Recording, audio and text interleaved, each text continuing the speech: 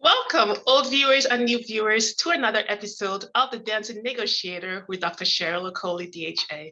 This is a show where you learn all about conflict and its resolution strategies, the what, the why, the when, the where, the who, evidence-based frameworks I introduce as it pertains to the theme of the month. I sometimes use original mnemonics of mine or those of other experts in the field. I like to reserve the third Friday of each month for story time. Story time is an analysis of a movie or a drama, what went wrong in the movie or what could have been done better. And the theme is usually aligned with the theme of the month. The last Friday is reserved to have a guest, and this guest may or may not be an expert in conflict resolution, but has something of value to share with all of us as it pertains to the theme of the month. The theme of this month is all about work-life balance, and yes, today is guest day, and I have a special guest by the name of Emmalou Penrod who will be joining us live shortly. But before I introduce you to her, I have a few reflective questions to ask of you. Have you ever heard of the concept of alignment? And by that, I mean that you might have been thinking about something, and then lo and behold, you hear similar notions about the same topic, or someone comes talking to you about the same topic. So the same is true with me. I was visiting a fellow show host on the Win-Win-Win platform, and she just randomly said talking about work-life balance, which definitely piqued my curiosity. Why? Because the theme of this month is all about work-life balance. So I asked her her thoughts about work-life balance, and she had a very contrasting view than I did. So I got her permission. And by the way, I'll pause there and say that this show host's name is Nancy White. And I want to wish her a happy birthday. Today of all days is actually her birthday. So happy birthday, Nancy White. I wish you all the best and that you have good things coming to you this new year in your life. And may you have a very august month, pun intended. So anyway, I will share what she did say about work-life balance before I introduce you to Emmalou Penrod, okay? So this is basically what she said. So I'm going to read verbatim what she said about work-life balance in regards to not believing in the concept of work-life balance. She said, and asked with a rhetorical question, have you tried to balance on a seesaw? It takes a lot of work. In my opinion, there is no such thing as a balanced life. There is always movement. One definition of balance is the struggle to balance work and family life. Sounds great? How many of you want more struggles in your life? I choose to incorporate the PPP, plan, prioritize, and pace. I also add another P for prayer. End of quote. So very, very interesting perspective. So on that note, I would like to introduce Emmalou Penrod, first and foremost by virtue of her bio, and then you get to meet her. Emmalou Penrod is a wife, a mother, a grandmother, retired school teacher, author of the book, Navigating the Educational System, 5 Strategies to Get the Best for Your Child. And she is a family life expert with Healing Your Families. She earned a Bachelor of Science in Elementary Education with an endorsement in Special Education from Weber State University. She also earned a Master of Arts in Educational Counseling from the University of Phoenix. With no much ado, welcome, Emmalou. Why, thank you, Cheryl. It's an honor to be here. Thank you, thank you, thank you. And by the way, for our viewers, Emily's an American guest all the way from Utah. So welcome. So the first question for you is, tell us why you chose your profession or professions. Well, I have always had a strong feeling about families. You know, the family I grew up in, the family I created as an adult. And then as a school teacher, I had the chance to observe families from kind of the outside in. And I could see the blessings and strength of a family that communicated well, a well-functioning family, and then also the struggles when families weren't doing so well. The communication wasn't clear. Mm-hmm. And I am a firm believer that education has the power to change lives. So as I was ending my career as a school teacher, I decided I wanted to start a new career, strengthening families. Wonderful. That is wonderful. And what a noble cause you're doing, because I really believe families are the pillar and foundations of society. So that's another thing for our viewers, just in case you didn't know this, like I selected Emmalou for a particular reason. She wasn't just an afterthought, because I strongly believe in the work she's doing. So thank you for sharing that with us. So now, since we're talking about work-life balance, what are your perspectives? What are your thoughts about this concept of work-life balance? I think that sometimes parents think of, okay, I need to spend this time maintaining the house and this time with my children. Why not combine them? Why not, the goal of a parent is to raise an independent, successful adult. Yeah. So why not include your children in your life as much as possible, even talking about your career and sharing with them what it's like to be in the work world. Mm-hmm. And I agree with some of the concepts that Nancy quoted, that, we do what we need to. And I also understand that need to, we're more centered, we're happier when we're not devoting all of our time to work or all of our time. We first of all, there's self-care. I think we can all agree that's vital. We can't get along without that. But I also think I have found life is more rewarding and enriching when it includes a variety of things: time out in nature, time with dear friends, time advancing a career, setting those lofty goals and reaching them. And of course, time with family. Yes, indeed. So why I admire you, number one, not only your profession prior to you being retired, the number of children you have, your grandchildren, but now you chose to embark, if you will, by being a businesswoman. Most of people your age, I don't want to be presumptuous here, might be thinking, you know what, I'm retired, it's time to rest. Well, no, here you are, enterprising in various areas. Tell us a little bit more about that and how that affects your work-life balance, if it does. I have encountered that, the idea that, well, you should be retired. But to me, life is much more fascinating when you're learning, when you're growing. Mm-hmm. So personally, this has been rewarding for me because I'm able to meet more people. I'm learning so much every day, but it's also rewarding to serve others. You find it rewarding when you're able to help people learn to resolve conflict. Yes. And you feel like that's our small bit about making the world a better place. That's right. You know what? As you were speaking, I was like, oh my goodness, if she's not doing what she's doing right now, there's nowhere our path would have ever have crossed. Now that you're retired, but still doing your business with healing the families, that's the context whereby I met you with the whole Win-Win Women platform. So again, talk about alignment, right? Yes, yes. So interesting. Wow, that's amazing. Okay. Absolutely. Mm-hmm. So here's an interesting question for you. So I had a series on the generation gap theory in the workplace. And I had someone share words of wisdom. Her name is Denise Diamonds-Birds.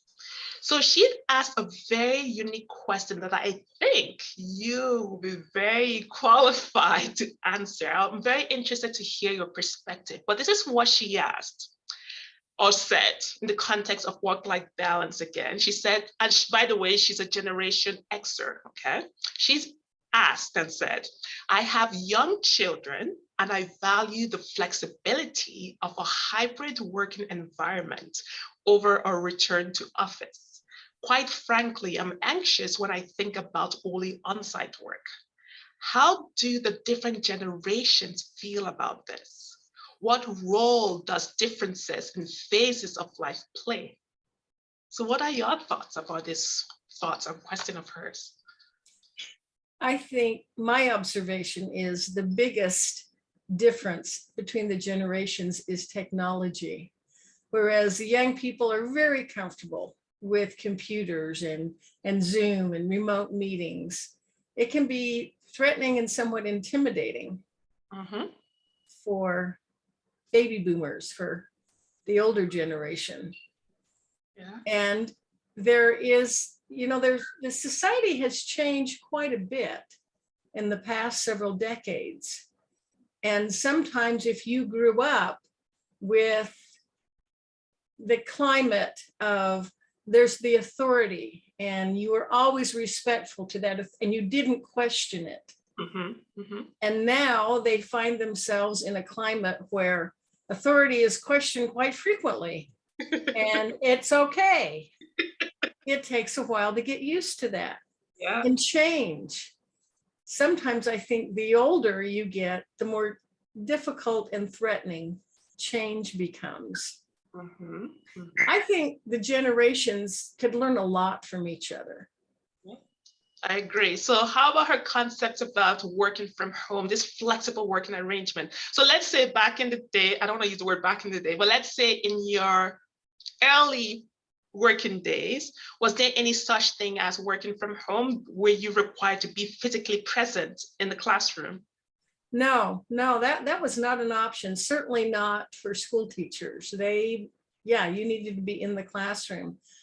I remember it was extremely rare to meet anyone who's, it might be, there were a few jobs where you were answering the phone for a company, but they were extremely rare. If a woman was going to work, she would need to arrange childcare because she would be leaving the home.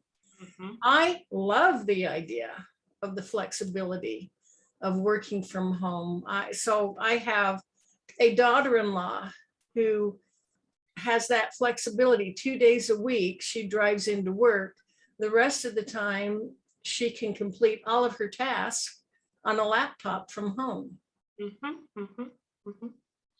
I love the flexibility too. So speak to those women who have young children. It could be a man too, but just since we're talking the context of women here, women who have young children. So when I hear Denise, she says quite frankly that let me repeat what she said, because those were in very serious words. Quite frankly, I'm anxious when I think about only on-site work. Yes, and we think of this pandemic as being a terrible crime, but haven't we learned a lot from it? The pandemic convinced employers that their employees could work from home. Before then, there was that mindset. You can't trust your employees to work from home because they won't get it done, they'll get distracted. And now they know, yes, it works. We can have our meetings by Zoom. Our employees can work from home. And in fact, they're happier when they're allowed to work from home. And I understand that we got used to it. We liked it. So it makes sense that the idea of now we're going to have to go back. And time doesn't work that way. It moves forward. That's right. If I wanted to, I can't go back to how life was when I was a young mother. So I understand that. And hopefully she has an employer who is sensitive to that. And I think too, if employers want to keep their employees, they will need to learn to be more flexible.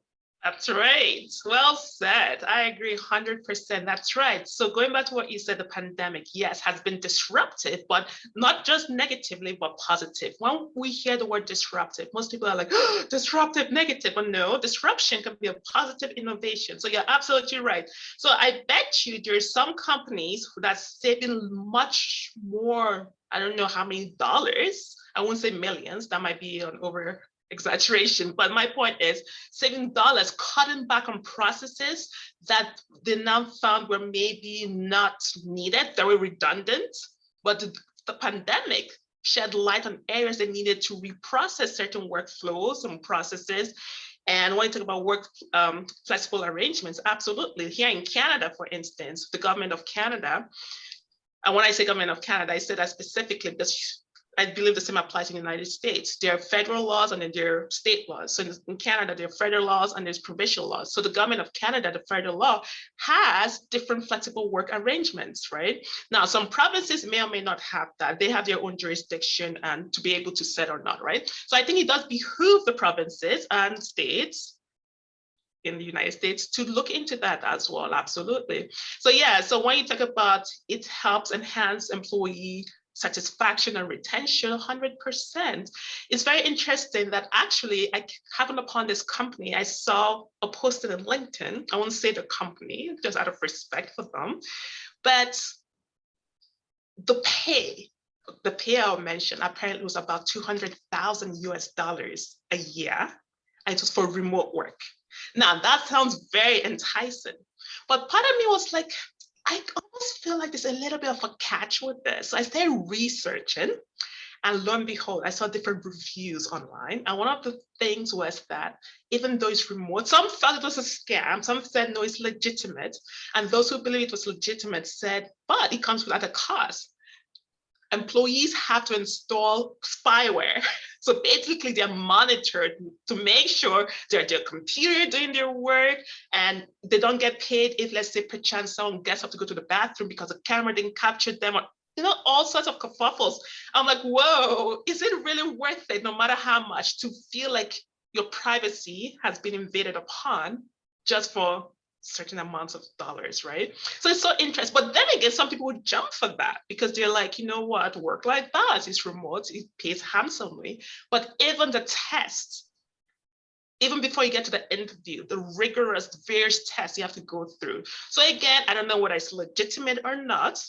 There were mixed reviews about that company. But again, just for things for people to be, cognizant of, because yes, flexible work arrangements for reputable companies, yes, that's a good thing. But I would say people be cautious when you see different posters. All that glitters isn't gold, right?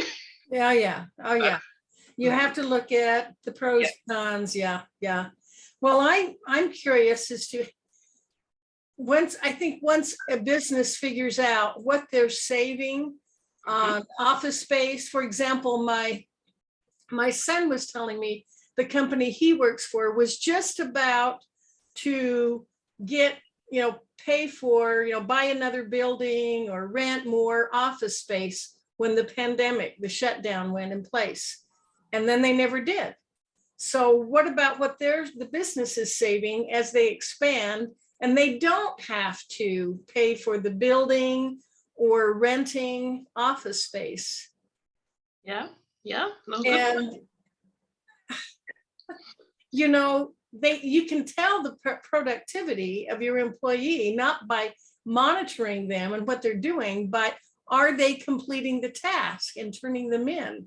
And I think some employers are wise enough to realize if they have an employee who can do the same amount of work in 5 hours that it takes others to do, it takes others 8 hours, that's not bad.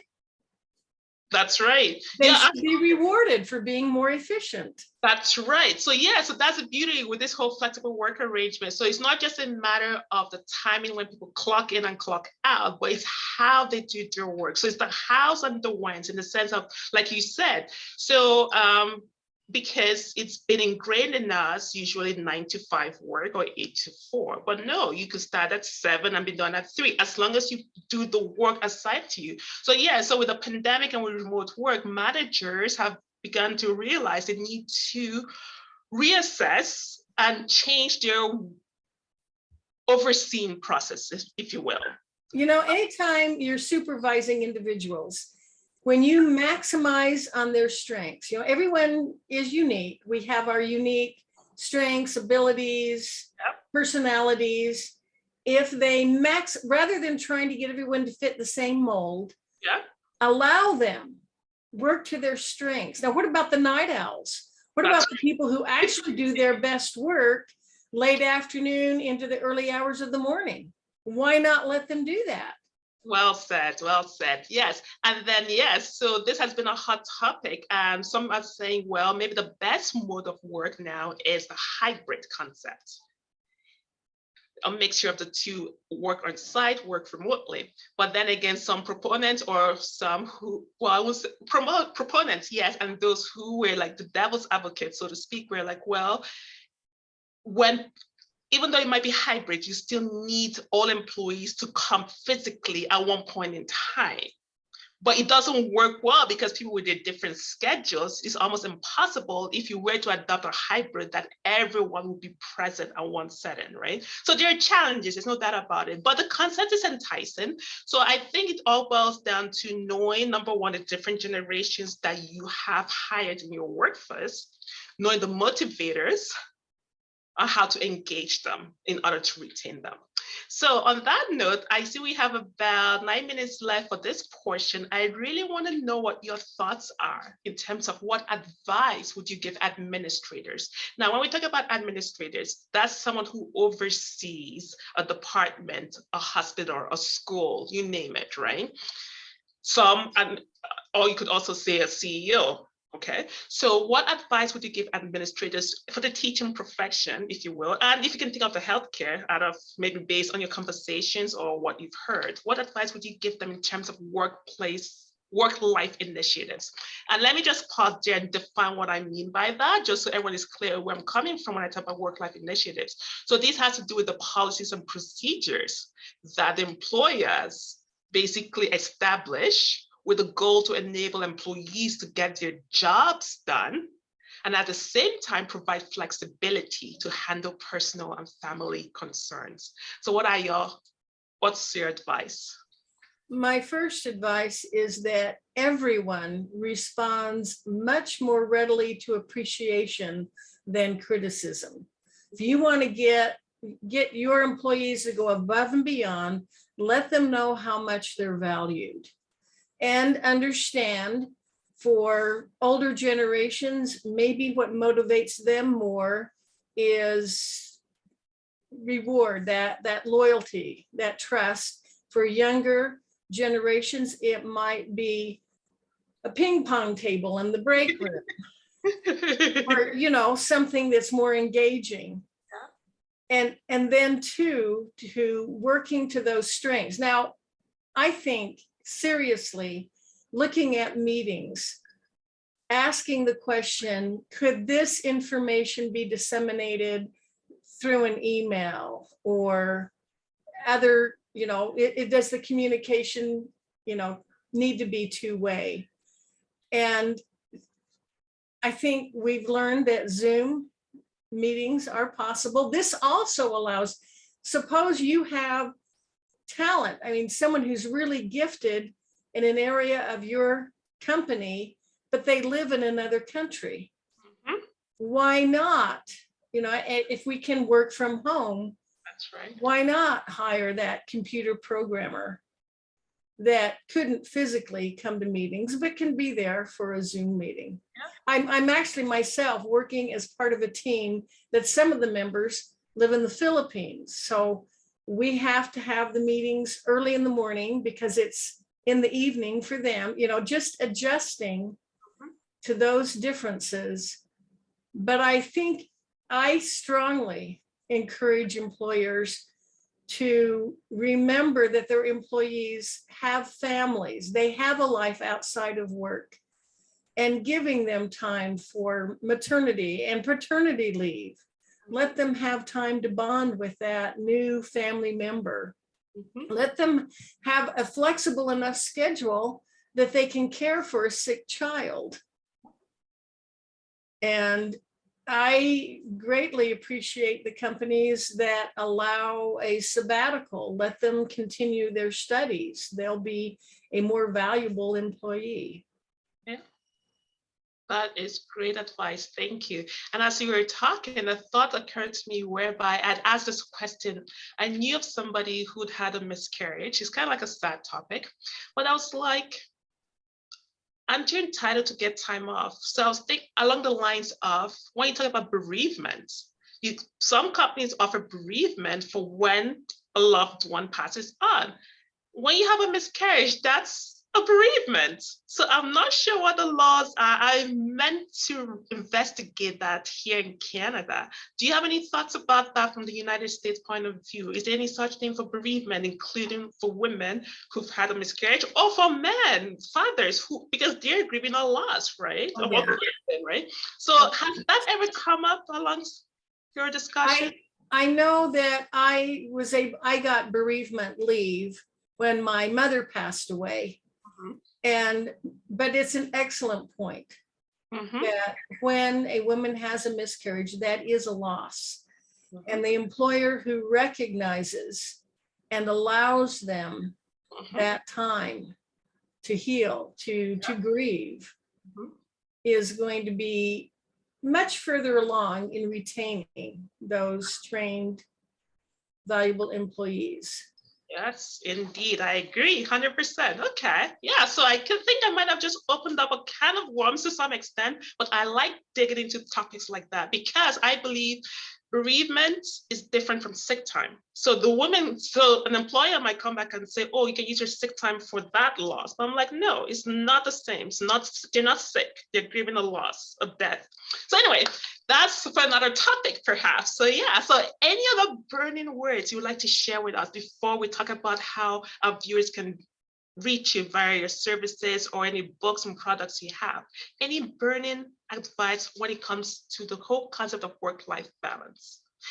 Let's imagine this is your opportunity to bless mankind. What are your thoughts? Oh, I think we might be frozen. Can you hear me, Emmalou? Well, anyway, it's in the process while she gets unfrozen there. Oh, I think she is frozen. But anyway, we'll proceed. Emily, when you hear me, just please pitch in, okay? So for along the lines of me for initiatives, one of the initiatives, some of you may know, oh dear, I think we got booted off, unfortunately. Let's see if she comes back. But while we're waiting on her, one request that I want to ask everyone, just in case you do not know, I did start a petition. So you can say it's along the lines of work-life initiatives as well. And it caters to healthcare providers. So healthcare providers at the front lines, administration, research, academia, who might be suffering from burnout or bullying and harassment. So it's a petition to have a retreat whereby they can learn conflict resolution skills, quality improvement skills, so that they can be effective change agents in their work environments. And this retreat, of course, is a place of rejuvenation. So there'll be various recreation activities which are evidence-based, and some are just leisure, overnight, boarding, So that, I believe, is an example of a work-life initiative that employers can jump on to help serve their employees. Why? Who are healthcare providers. They don't have to be healthcare providers, but mine is specifically targeted towards healthcare providers, because that in itself will also help their families. When you have a healthy employee, it's a ripple effect, and hopefully they'll have healthy families and then a healthy society. So I'm just waiting to see if our guest would join us back. It looks like she got caught up, unfortunately, but I'm very thankful that Emmalou was able to join us. We appreciate the wisdom she shared. Oh yeah, and here she is joining us shortly. So I'll just wait for her to join us real quick. Hello, Emmalou, welcome back. Hi there, Emmalou. I apologize. I just got a computer shut down. No worries. I kind of talked. I did let our viewers know that was what was happening, but you came up just in the nick of time. So please tell us, how can they reach you? How can your viewers reach you? They can reach me at my website, healingyourfamilies.com. I'm also on LinkedIn, Facebook. I have a variety of free resources for parents, and they can always schedule a 30-minute free complimentary consultation to talk about their specific family situation. Wonderful. Thank you so much, Cheryl, for inviting me to be on your show. No worries. Well, thank you very much, Emmalou. It was a pleasure and a delight. And I'm sure our viewers learned lots of things listening to you today. So on that note, everyone, I thank you for joining us. I want you to remember that you watching us, listening, are needed in this world to be a solution. Be the best that you can and do not rob the world of a precious gem, you. Goodbye and have a splendid day.